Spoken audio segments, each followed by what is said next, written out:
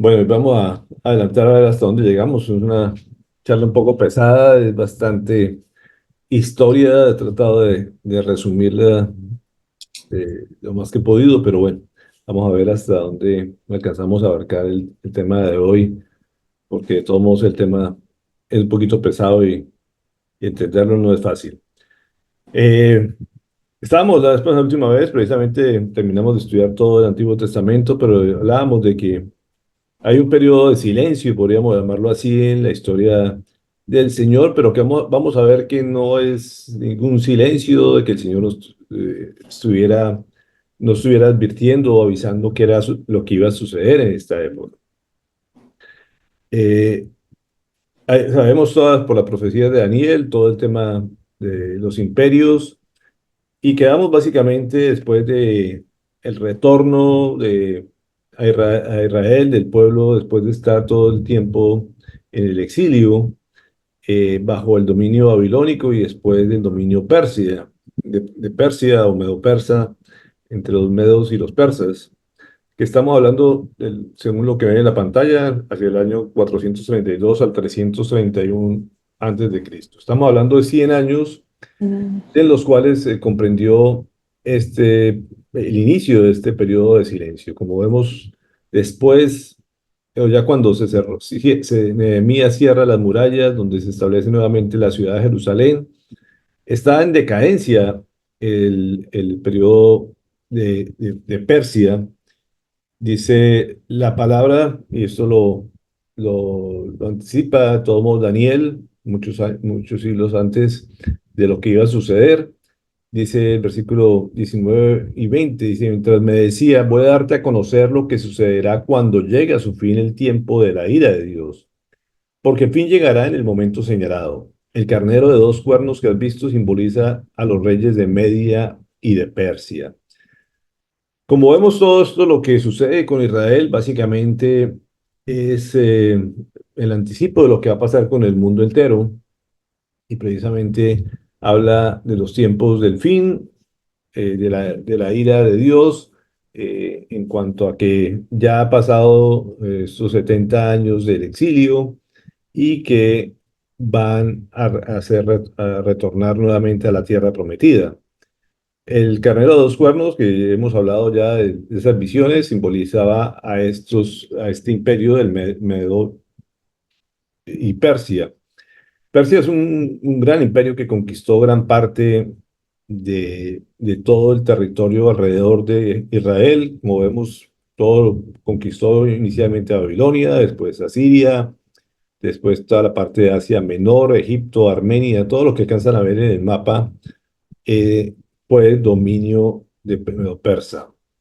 Y estamos hablando en la mitad del milenio anterior a Cristo, hacia el año 500, y como vemos llegó a ocupar hasta 300 y tantos años, fueron ciento y tantos años de dominio. Isaías 45, 1, 2 dice, así dice el Señor a Ciro su ungido. Ciro fue el rey precisamente que Dios utilizó, se puede decir muy benevolente, el Señor escogió para que llevara, permitiera regresar a este pueblo a Jerusalén. Dice, a quien tomó de la mano derecha para someter a su dominio las naciones y despojar de su armadura a los reyes, para abrir a su paso las puertas y dejar abiertas las entradas. Como hemos visto estos días, hablando de la voluntad de Dios también, vemos que Dios tiene perfectamente dominio de todos los reyes, de todos los imperios, de todas las naciones, de las fronteras, de absolutamente todo. Y así fue el plan del Señor, escogió a Ciro, precisamente fue el ungido de él para que facilitara y patrocinara casi el regreso de su pueblo a Israel en el momento que él había hablado de los 70 años después de habérselo llevado. Y también vemos cómo utilizó Artajerjes, hemos hablado de Artajerjes II, cómo dominó a Babilonia, cómo fue este rescate básicamente del imperio Nabucodonosor. Se estableció este dominio medo-persa, como vemos, del 404 al 359 fue básicamente todo lo que ellos llegaron el tiempo que este rey llegó a reinar. Sin embargo, después pasa la sucesión a Darío. Darío también fue bastante benevolente con el pueblo de Israel, permitió precisamente que se siguiera guardando la palabra. Fue un imperio bastante bueno con el pueblo de Israel, podríamos decir, a pesar de algunos abusos que se cometieron, pero en general fue un pueblo que dio mucha libertad para que se siguiera preservando el Dios de Israel, que se siguiera hablando de él, que se siguieran escribiendo las escrituras, pero llega a su fin a través en el año 331, este rey Darío III fue descendiente del rey Darío primero, que fue el que más le ayudó al pueblo de Israel.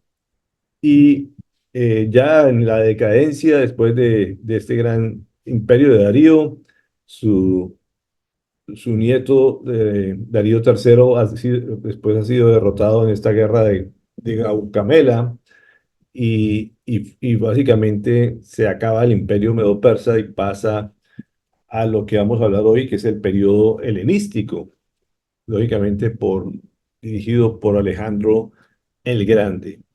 Que este periodo empieza a abarcar desde el año 331 hacia el 164 eh, antes de Cristo. Fue un imperio que creció muy rápidamente a través de este gran conquistador que arrasó básicamente en cuestión de pocos meses, se apoderó de todo lo grande que es el imperio medo-persa y lo extendió aún más. Y el Señor también hablaba de este rey. Estamos en pleno periodo del periodo de silencio, podríamos decir, pero hay mucha profecía que el Señor anticipó con detalles que hoy vamos a revisar de cómo fue cuidadoso el Señor de hablar de todo lo que iba a pasar en este periodo. Como vemos, no mandó profetas, pero en este periodo, pero los profetas anteriores hablaron bastante de lo que iba a suceder y en gran detalle en todos estos 400 años antes de la llegada de Jesús. Daniel 11:2 al 3 dice, pero ahora voy a darte a conocer la verdad. Van a levantarse en Persia tres reyes más y hasta un cuarto, el cual será más rico que los otros tres. En cuanto haya cobrado fuerza de su riqueza, incitará a todos contra el reino griego. Surgirá entonces un rey muy aguerrido, el cual gobernará con lujo de fuerza y hará lo que mejor le parezca. Como vemos, está hablando de cuatro reyes que estuvieron dirigiendo Medo-Persa. Estamos hablando del rey Artajerjes, del rey Ciro, del rey Darío, y llega a estar hasta el rey Darío III, que es el último que es vencido por Alejandro. Así que el Señor perfectamente declara lo que iba a suceder con este imperio medo-persa. Entonces, hablamos de Alejandro el Grande que muere a los 32 años. Este gran conquistador, como vemos, era demasiado joven y fue muy rápido su extensión de todo su dominio de su imperio. Estamos hablando que murió en el año 323 antes de Cristo. Y este gran general que invadió o conquistó todo el reino medo-persa y y todavía extendió más su reinado, eh, básicamente muere y deja un vacío de poder. Básicamente lo único que dijo antes de morir era que su reinado, él no alcanzó a tener hijos y básicamente habla de que su reinado iba a ser dirigido o su imperio por el que fuera el más fuerte de sus soldados.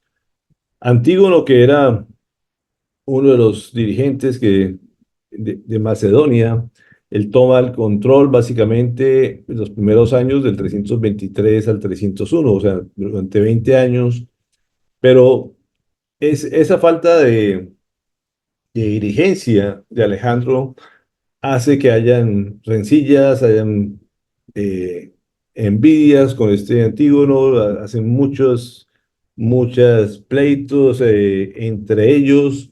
Básicamente hay una desolación de poder en estos 20, básicamente 20 años después de la muerte de Alejandro. Y por último, empiezan a aparecer los cuatro hombres, cuatro generales más grandes que tenía eh, Alejandro, en los cuales por las distancias y todos los del imperio se dividían o tenían dominio sobre cuatro regiones especiales. Vamos a mirar rápidamente, hemos hablado ya de esto y cómo la profecía hablaba de esto también. Y aquí aparecen cuatro imperios. O sea, el imperio este se divide básicamente en cuatro. El imperio Seleuco, que básicamente incluye toda esta región que ustedes ven aquí en el mapa de verde oscuro. Eh, es básicamente el norte de Siria, que está aquí en esta zona, y arranca toda la zona oriental hacia la Mesopotamia. Este es el imperio Seleuco y va a ser el imperio del norte o más dominante que hay después para el control de Jerusalén. Después está el, el imperio Ptolomeo, que es básicamente el imperio del sur, que abarca la parte de Egipto, incluye Palestina, como ven aquí, toda la zona palestina y el sur de Siria, esta zona que está aquí hacia el norte. Así se dividió el imperio Ptolomeo. Después está el periodo lisímaco, podríamos decirlo, que es básicamente la, la zona del Asia Menor, como lo ven aquí hacia allá, es un poco más retirado. Y por último está el imperio de Casandro, que básicamente queda en la región de Macedonia, que es esta zona de acá, y de Grecia, si este fue el imperio más corto. Estos dos últimos son los dos que ven aquí en su pantalla del lado izquierdo, son básicamente los dos imperios de menor poder y que estaban alejados de Jerusalén, así que no tuvieron mayor dominio sobre la tierra prometida, que es lo que nos interesa y lo que Dios se enfoca en su palabra. Sin embargo, los menciona a estos cuatro generales y cómo se distribuyen las zonas. En Daniel 2:39 decía, después de su majestad surgirá otro reino de menor importancia. Luego vendrá un tercer reino que será de bronce y dominará sobre toda la tierra. Este precisamente está hablando de este imperio, básicamente se refería como el imperio del bronce.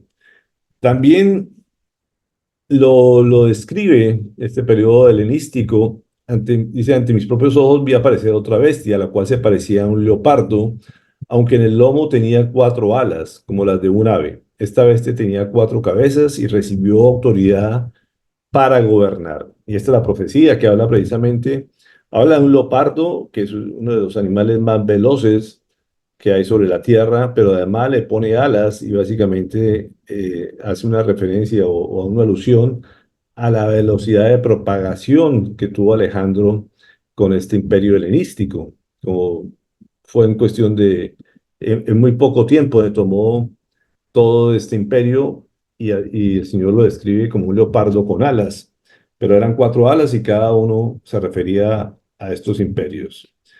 Daniel 8:5-8 también dice, mientras reflexionaba yo al respecto, de pronto surgió del oeste un macho cabrío con un cuerno enorme entre los ojos y cruzó toda la tierra sin tocar siquiera el suelo. Se lanzó contra el carnero que yo había visto junto al río y lo atacó furiosamente.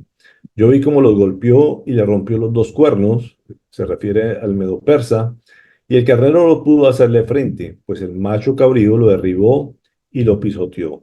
Nadie pudo librar al carnero del poder del macho cabrío. El macho cabrío cobró gran fuerza, pero en el momento de su mayor grandeza se le rompió el cuerno más largo, y en su lugar brotaron cuatro grandes cuernos que se alzaron contra los cuatro vientos del cielo. Y esto es la descripción que el Señor hace de este imperio helenístico, como vemos que también se le conoce como las cabras de Grecia o de de- se conocen así básicamente a los griegos como las cabras, y esto se refiere a este macho cabrío. Entonces, que vemos que el Señor describe con mucha exactitud todo lo que iba a pasar con este gran imperio. También el versículo 21 y 22 nos dice, el macho cabrío es el rey de Grecia y el cuerno grande que tienen entre los ojos es el primer rey. O sea, que estaban hablando, refiriéndose a Alejandro el Grande. Los cuatro cuernos que salieron en lugar del que fue hecho pedazos simbolizan a los cuatro reinos que surgirán de esa nación, pero que no tendrán el mismo poder. Y esto es impresionante, cómo el Señor describe cientos de años antes lo que iba a suceder con este gran imperio helenístico y cómo el primer cuerno central o el más grande tenía que ver con Alejandro el Grande. Daniel 11:4 también nos dice, pero tan pronto como surja su imperio se resquebrajará y se esparcirá hacia los cuatro vientos del cielo. Este imperio no será para sus descendientes, ni tendrá el poder que tuvo bajo su gobierno, porque Dios lo dividirá y se lo entregará a otros. Y aquí vemos que Alejandro no tuvo descendientes y como vemos no se hizo lo que habitualmente pasaba, que un rey moría y se lo dejaba a sus hijos, pero fue tan corta la edad que murió Alejandro que se cumple lo que dice la palabra, que no se lo pasará a sus descendientes, sino que será dividido y como vemos ninguno de estos imperios, de estos pequeños imperios tuvo el poderío que tuvo el gran imperio griego. Sin embargo, como vemos, lo importante es centrarnos en Israel. Israel, todo lo que el Señor nos describe es enfocado a Israel, a pesar de que esto tiene impacto mundial, podríamos decirlo así, o de todos los reinos, de los países existentes en esa época. Y, y aquí que nos interesa enfocarnos y a Dios, lo que nos muestra básicamente, donde nos deja todas las reseñas proféticas e históricas de lo que sucede en este pueblo y lo que nos interesa conocer para que podamos entender todo el plan de Dios, de la redención, todas las fichas que movió para que se pudiera dar la llegada de su Hijo. Entonces vemos que hay está Israel bajo la dinastía ptolomeica, básicamente, según el mapa que vimos, que básicamente es el rey del sur. Ptolomeo era el general que dominaba la parte sur, lo que incluía Egipto, la Palestina y el sur de Siria. Y eh, dinastía ptolomeica que se conoce estuvo hacia el año 320 antes de Cristo. Y está la dinastía Seleucida, que es lo que cubre la parte norte de la Tierra Prometida, que es el rey, lo que incluye la región siria y como vemos casi hasta babilónica. Babilonia es lo que incluía esta dinastía y esta domina hacia el año 198 antes de Cristo. La primero fue la del sur y por último terminó siendo dominada por la del norte. Y aquí es interesante lo que sucede en esta época, porque fue una época donde se caracterizó por múltiples batallas, fueron alrededor de 6 grandes guerras entre estos dos reyes por tener dominio básicamente sobre la tierra de Israel. Como vemos, la tierra de Israel esto quedó casi dividida entre estos dos imperios y esto fue motivo permanente de disputas entre el reino del norte y el reino del sur, otros dos reinos que no tienen nada que ver con las tribus de Israel. Como vemos, eran los generales que heredaron esto de Alejandro el Grande, pero que van a tener como protagonismo la tierra palestina, la ciudad de Jerusalén, que como siempre hemos visto a través de la historia es la joya de la corona, básicamente lo que todos quieren tener.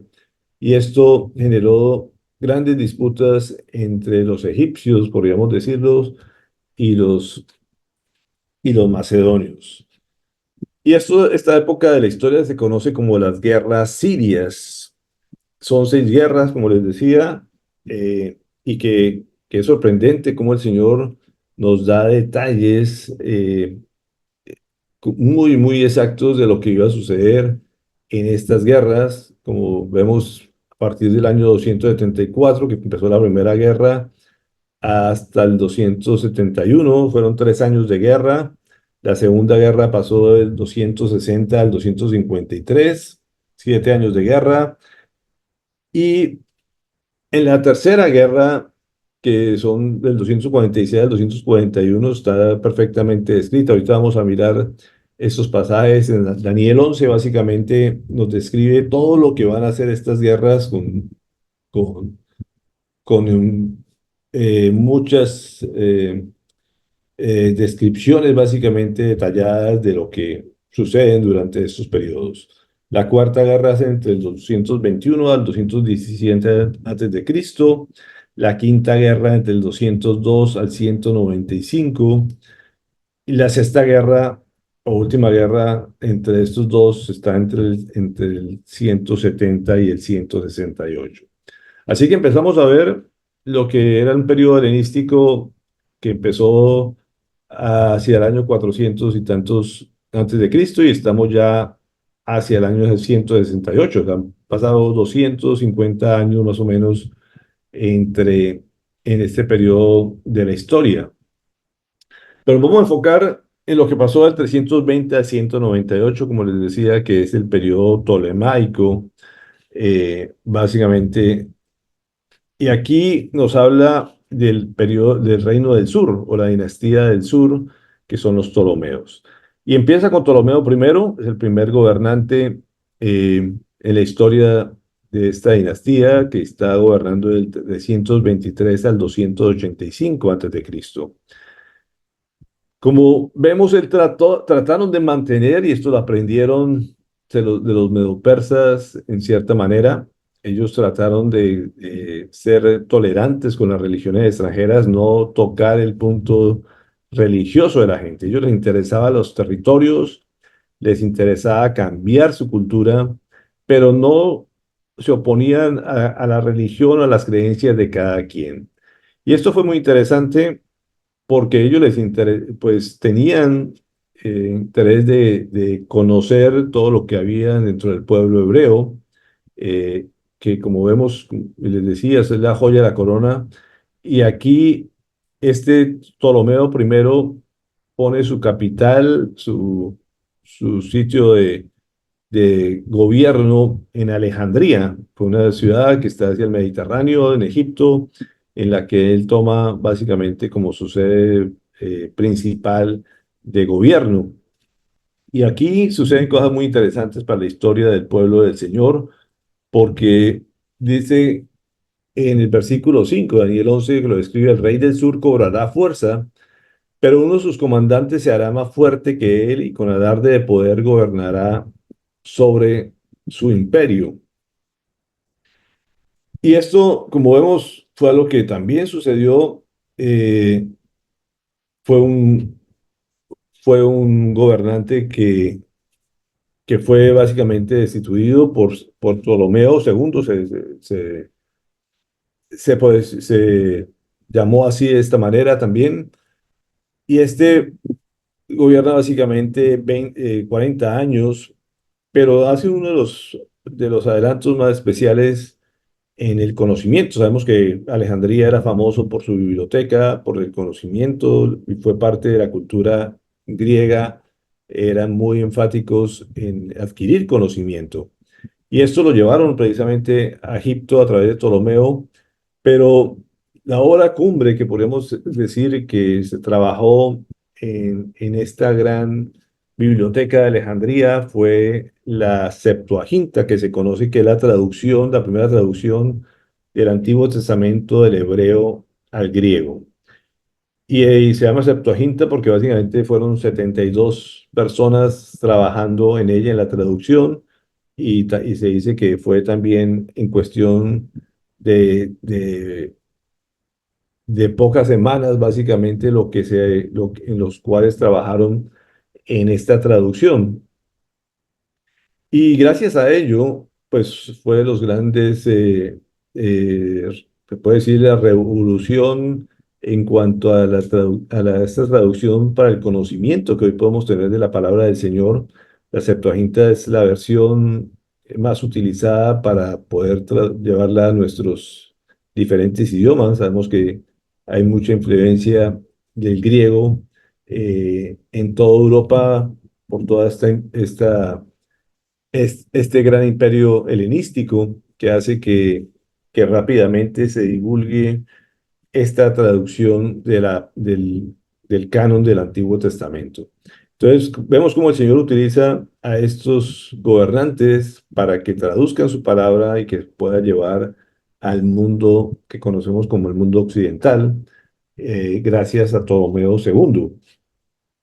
El versículo 6 dice: Pasados algunos años, dice, harán una alianza a la hija del rey del sur, que se llamaba Berenice, se casará con el rey del norte, Antíoco II, y harán las paces, aunque ella no retendrá el poder, su poder, y el poder del rey tampoco durará. Ella será traicionada por la Odisea, junto con su escolta y su hijo y su esposo. Resulta que en esta época, precisamente, que tantos conflictos habían, está el rey del sur, básicamente hace la alianza con el reino del norte. Y el reino del norte estaba casado con la Odisea. Sin embargo, al ofrecimiento de este rey de su hija, él se divorcia de su mujer y después él cae supuestamente en, en enfermedad. Aprovechan esta situación y hacen él hace que haya un complot, básicamente su antigua esposa, para quitar el poder a su amante, que era esta hija del rey del norte, que era Berenice. Así que la Odisea supuestamente mata a Berenice, a su hijo y a su esposo, y se queda básicamente con el poder. Así lo describe proféticamente el Señor, y así se cumple históricamente según los registros que ya eran bien conocidos o fueron muy conocidos a través de toda esta biblioteca de Egipto. Después surge Ptolomeo III, que era básicamente el hermano menor de Berenice, el hijo del rey del norte. Y por venganza su hermana mata a la Odisea, o sea, a la que estaba supuestamente gobernando como la viuda de Ptolomeo II. Daniel 11:7 dice: Uno de la familia real usurpará el trono de la hija del rey del sur, y con su ejército atacará al rey del norte y a la fortaleza real, saliendo victorioso de la lucha. Como vemos, se vuelve una venganza tras otra, y así lo describía el Señor. Eh, Así que el reino del sur ataca al reino del norte. Estamos hablando básicamente de la segunda batalla. Dice Daniel 11:8: se apoderará de las estatuas de metal y de sus dioses y de sus objetos de oro y plata, y se los llevará a Egipto, dejando tranquilo al rey del norte durante algunos años. Y esto también se cumple perfectamente. Están los escritos históricos de cómo se trajeron gran cantidad de plata que tenían en el norte y fueron llevados a Egipto. Y durante algunos años se supone que logra un periodo de paz después de todo este conflicto, pero no fueron muchos años, y aparece Ptolomeo IV en el año 221 al 203 antes de Cristo. Dice también en el versículo 9 de Daniel 11, que lo describe con detalle lo que pasa aquí. Dice: luego el rey del norte invadirá los dominios del rey del sur, pero se verá forzado a volver a su país. Como vemos, el rey del norte tenía mucho más territorio, era mucho más rico, tenía mayores ejércitos, y en teoría era fácil llegar a dominar a los egipcios. Sin embargo, fueron intentos fallidos, y aquí también está la palabra del Señor, cómo actúa y cómo describe esto, cómo les tocó regresarse a pesar de tener más poder. Y, y esto básicamente son los hijos de estos reyes que habían, tanto de Seleuco III como Antíoco III, enfrentan a la guerra, uno de cada bando, y dice que reunirán con un gran ejército que como una inundación avanzará arrasándolo todo hasta llegar a la fortaleza que está en dominio de Antíoco III hacia el sur. Y enfurecido, el rey del sur, Ptolomeo IV, marchará en contra del rey del norte, que será derrotado a pesar de contar con un gran ejército. Y esto sucede precisamente en lo que hoy se conoce como Gaza, en la guerra de Rafah en el año 217 a.C. Y básicamente aquí es donde se toma control absoluto de lo que era la ciudad también de Jerusalén. Y ante el triunfo obtenido por el rey del sur, Ptolomeo IV, se llenará de orgullo y matará a miles, pero su victoria no durará. Como vemos, el rey del sur, que estaba en desventaja básicamente, derrota al rey del norte y desafortunadamente se creyó que de su logro armamentístico y lo que hace es profanar el lugar santísimo del templo. Y esto, lógicamente, era un lugar donde solamente podía entrar el sumo sacerdote.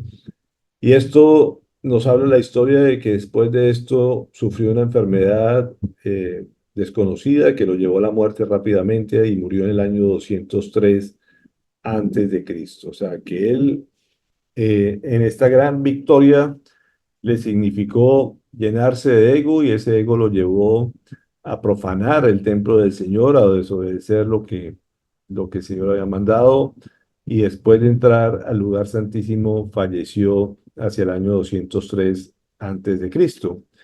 Y aquí, después de esto, lo sucede su hijo Ptolomeo V, que básicamente era un niño pero que llegó a gobernar desde el 203 hasta el 181 antes de Cristo. Dice también proféticamente en Daniel 11, 13, 14, porque el rey del norte reunirá a otro ejército más numeroso y mejor armado que el anterior, y después de algunos años volverá a atacar al rey del sur.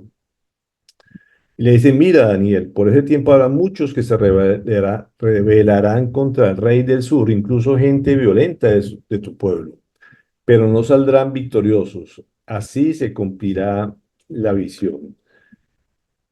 Como vemos, el Señor tenía perfectamente en control de cómo iban a luchar, a tener tantos enemigos. Este rey del sur, que como digo, era un niño y no tenía mucho control en sus dirigentes, y hubo muchas naciones que empezaron a rebelarse frente a este rey Ptolomeo.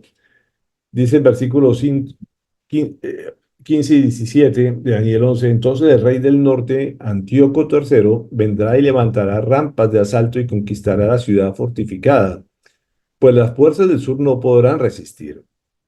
Y este estaba a cargo de Ptolomeo V.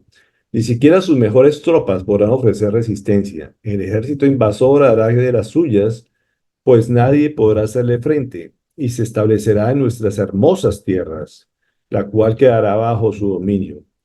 Y aquí habla de la guerra de Paneas, que es hacia el 198 antes de Cristo y se encuentra en los libros de historia. Y el rey del norte se dispondrá a atacar con todo el poder de su reino, pero hará una alianza con el rey del sur y éste le dará su hija en matrimonio con miras a derrocar su reino. Pero sus planes no tendrán éxito. Como vemos aquí, cambia de bando la ciudad de Jerusalén, pasa del reino del sur al reino del norte, hay unas alianzas que se tratan de hacer. Aquí eh, hay ciertas estrategias para mantener el control, sin embargo, esto no surge y cambia básicamente el dominio del reino del sur al reino del norte, como les decía inicialmente, hacia el año 198 antes de Cristo. Ya estamos ya cerca de 200 años a que el Señor Jesús llegara y siguen las guerras, siguen los conflictos por tomarse el dominio de la ciudad santa.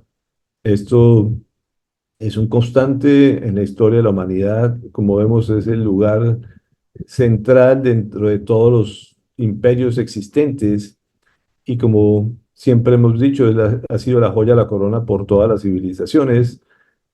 Y cómo el Señor lo describe perfectamente lo que iba a suceder con muchos siglos de anticipación, y con mucho detalle cada cosa que iba a aparecer alrededor de su ciudad.